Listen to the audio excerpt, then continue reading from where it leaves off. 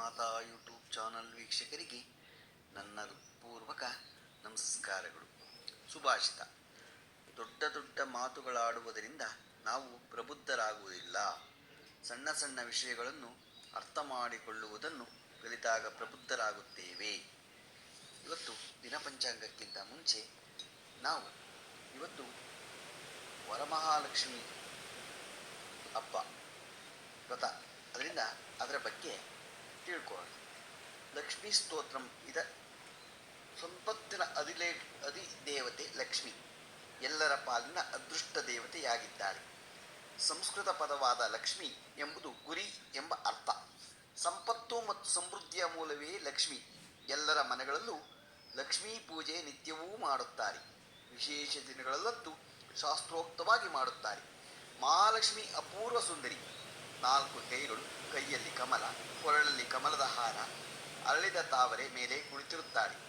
ಪದ್ಮಮಾಲಾಧಾರಿಯಾದ್ದರಿಂದ ಅವಳನ್ನು ಪದ್ಮಪ್ರಿಯಾಂ, ಪದ್ಮ ಹಸ್ತಾಂ, ಪದ್ಮಾಕ್ಷಂ, ಪದ್ಮಸುಂದರೀಂ, ಪದ್ಮೋದ್ಭವಾಂ, ಪದ್ಮಮುಖೀಂ, ಪದ್ಮಿನೀಂ ಹೀಗೆ ಇನ್ನು ಹಲವಾರು ಹೆಸರುಗಳಿಂದ ಕರೆಯುತ್ತಾರೆ. ಹಾಗೆಯೇ ಕಲ್ಯಾಣಿ, ವೈಷ್ಣವಿ, ನಾರಾಯಣಿ, ಮಾಧವಿ, ಮುಕುಂದ, ವಿರಂಜಿ, ಹರಿಪ್ರಿಯ, ಜನನಿ ಹೀಗೆ ಹಲವಾರು ಹೆಸರುಗಳಿದ್ದು ರಮ ಮತ್ತು ಇಂದಿರಾ ಜನಪ್ರಿಯವಾದ ಹೆಸರಾಗಿದ್ದು ಜಗನ್ಮಾತೆಯಾಗಿರುವ ಮಹಾಲಕ್ಷ್ಮಿಯನ್ನು ಸ್ತುತಿಸುತ್ತಾರೆ. ವಿಷ್ಣು ಪುರಾಣದ ಪ್ರಕಾರ ಲಕ್ಷ್ಮೀ ದೇವಿಯು ಭೃಗ ಮಹರ್ಷಿ ಹಾಗೂ ಖ್ಯಾತಿ ದಂಪತಿಯ ಮಗಳು. ಈ ದಂಪತಿಗಳಿಗೆ ಗಂಡು ಮಕ್ಕಳಿದ್ದರು.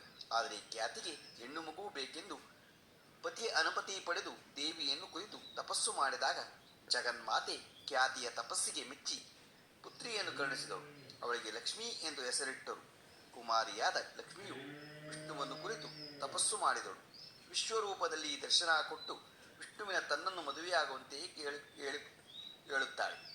ಮತ್ತೊಂದು ಕಥೆಯ ಪ್ರಕಾರ ಲೋಕಕನ್ಯಾರ್ಥವಾಗಿ ಸಮುದ್ರ ಮಂಥನವಾದಾಗ ಮೊದಲು ಬಂದ ಆಲಾಹಲವನ್ನು ಶಿವನು ಕುಡಿದು ವಿಷಕಂಠನಾದ. ಮುಂದುವರೆದ ಸಮುದ್ರ ಮಂಥನದಿಂದ ಕಾಮಧೇನು, ಕಲ್ಪವೃಕ್ಷ, ವಾರುಣಿ ದೇವಿ, ಪಾರಿಜಾತ, ಅಪ್ಸರೆಯರು, ಚಂದ್ರ ಇದಾದ ಮೇಲೆ ಅಮೃತ ಕಲಶ ಹಿಡಿದು ಧನ್ವಂತರಿ ಬಂದರು.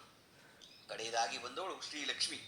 ಅರಳಿದ ಕಮಲದ ನಿಂತು ಕೈಯಲ್ಲಿ ಕಮಲ ಹಿಡಿದು ಕಾಂತಿಯುತವಾಗಿ ಪ್ರಕಾರವಾಗಿ ಬೆಳಗುತ್ತಾ ಉದಿಸಿದವಳು ಲಕ್ಷ್ಮೀದೇವಿ. ಇವಳನ್ನು ಕಂಡೊಡನೆ ಮಹರ್ಷಿಗಳೆಲ್ಲ ಸಂತುಷ್ಟರಾಗಿ ದೇವಿಯನ್ನು ಶ್ರೀ ಸೂಕ್ತದಿಂದ ಸ್ತುತಿಸಿದರು. ಗಂಧರ್ವರು ಹಾಡಿದರು, ಅಪ್ಸರಿಯರು ನರ್ತಿಸಿದರು. ಗಂಗೆ ಮತ್ತು ಪುಣ್ಯ ನದಿಗಳು ಅಭಿಷೇಕ ಮಾಡಲು ನೀರು ಹಿಡಿದು ನಿಂತರು. ಶ್ವೇತ ಜಗ ದಿಗ್ಗಜರು ಸುವರ್ಣ ಕುಂಭದಿಂದ ಅಭಿಷೇಕ ಮಾಡಿದರು. ವಿಶ್ವಕರ್ಮನು ದಿವ್ಯಾಭರಣವನ್ನು ತೋಡಿಸಿದರು. ಕಂಗೊಳಿಸುತ್ತಿದ್ದ ಸರ್ವಾಲಂಕೃತ ಶ್ವೇತಾಂಬರಿ ಮಹಾಲಕ್ಷ್ಮಿಯು ಕ್ಷೀರಸಾಗರದೊಡನೆ ಎಂದಿಗೂ ಬಾರದ ಪದ್ಮಮಾಲೆ ಹಾಕಿದ ಪದ್ಮಾಕ್ಷಿ. ನಂತರ ಪ್ರಸನ್ನ ವದನಳಾದ ಶ್ರೀದೇವಿ ನಗುನಗುತ್ತಾ ಎಲ್ಲರೂ ನೋಡುತ್ತಿದ್ದಂತೆ ಶ್ರೀ ಹರಿಯ ವಕ್ಷಸ್ಥಳದಲ್ಲಿ ಹೋಗಿ ಸೇರಿದಳು. ಅದೇ ಸಮಯದಲ್ಲಿ ಲಕ್ಷ್ಮಿಯಿಂದ ತಿರಸ್ಕೃತರಾದ ರಾಕ್ಷಸರು ಬಹಳ ಕೋಪಗೊಂಡು ಧನ್ವಂತರಿ ಕೈಯಲ್ಲಿದ್ದ ಅಮೃತ ಕಲಶವನ್ನು ಕಿತ್ತುಕೊಂಡು ವಿಷ್ಣುವಿನ ಮೋಹಿನಿಯ ರೂಪ ಧರಿಸಿ ದೇವತೆಗಳಿಗೆ ಅಮೃತ ಸಿಗುವಂತೆ ಮಾಡಿದರು.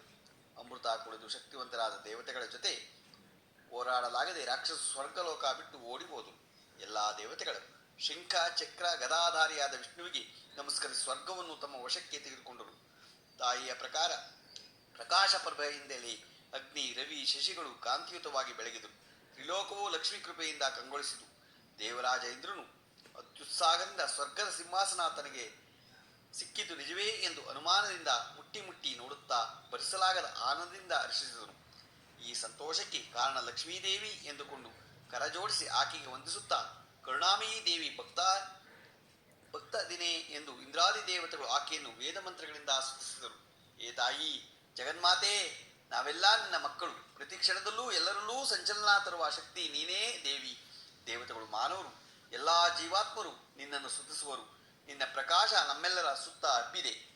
ನೀನೇ ನಮ್ಮ ತಾಯಿ. ಮಹಾವಿಷ್ಣುವೇ ನಮ್ಮ ತಂದೆ, ಬಂಧು ಬಳಗ, ಸರ್ವಸ್ವ. ತಾಯಿ ಮಹಾಲಕ್ಷ್ಮಿ ನಿನ್ನನ್ನು ಪ್ರತಿನಿತ್ಯ ಪೂಜಿಸಿ ಭಜಿಸಿ ಶ್ರದ್ಧೆಯಿಂದ ನಿನ್ನ ಸೇವೆ ಗೈಯುವನು. ಅವನು ಪರಮ ಪುಣ್ಯಶಾಲಿ. ತಾಯಿ, ನಿನ್ನ ಸ್ಮರಣೆಯೇ ಸರ್ವ ಫಲದಾಯಕವಾಗಿದೆ. ನಿನ್ನ ಕೃಪೆಯಿಂದ ಪರಮ ಶತ್ರುಗಳು ಮಿತ್ರರಾಗುತ್ತಾರೆ. ದೇವಿ, ನಿನ್ನ ಸ್ಮರಣೆಯೇ ಪರಮ ಮಂತ್ರವಾಗಿದೆ. ಈ ರೀತಿಯಾಗಿ ಶ್ರದ್ಧಾಭಕ್ತಿಯಿಂದ ಇಂದ್ರಾದಿ ದೇವತೆಗಳು ಕೂಡಿ ದೇವಿಯನ್ನು ಸ್ತೋತ್ರ ಮಾಡಿ ಗಂಧ ಪುಷ್ಪ ಧೂಪ ದೀಪಗಳಿಂದ ಅರ್ಚಿಸಿದರು. ಇಂದ್ರನ ಪ್ರಾರ್ಥನೆಗೆ ಸಂತುಷ್ಟಲಾದ ಲಕ್ಷ್ಮಿಯು ಬೇಕಾದಷ್ಟು ವರಗಳನ್ನು ಕೇಳಿ ಎಂದಳು. ಆಗ ಇಂದ್ರನು, ತಾಯಿ, ನೀನು ವರ ಕೊಡುವುದಾದರೆ ನಾನು ಅದನ್ನು ಪಡೆಯಲು ಯೋಗ್ಯನಾದವನೇ, ಆದರೆ ಈ ಲೋಕವನ್ನು ಎಂದಿಗೂ ತ್ಯಜಿಸಬೇಡ. ಹಾಗೆ ಈ ಸ್ತೋತ್ರವನ್ನು ಭಕ್ತಿಯಿಂದ ತ್ರಿಕಾಲಗಳಲ್ಲಿ ಹೇಳಿ ಯಾರು ನಿನ್ನನ್ನು ಸ್ತುತಿಸುವವರೋ ಅವರ ಅಭಿಷ್ಟಗಳೆಲ್ಲವೂ ನೆರವೇರಲಿ ಎಂಬುದಾಗಿ 2 ವರಗಳನ್ನು ಕೇಳಿದನು. ಲಕ್ಷ್ಮಿಯು ತಥಾಸ್ತು ಎಂದಳು. ಅಂತ ಪುಣ್ಯಕರವಾದ ಸ್ತೋತ್ರವೇ ಲಕ್ಷ್ಮೀ ಸ್ತೋತ್ರ.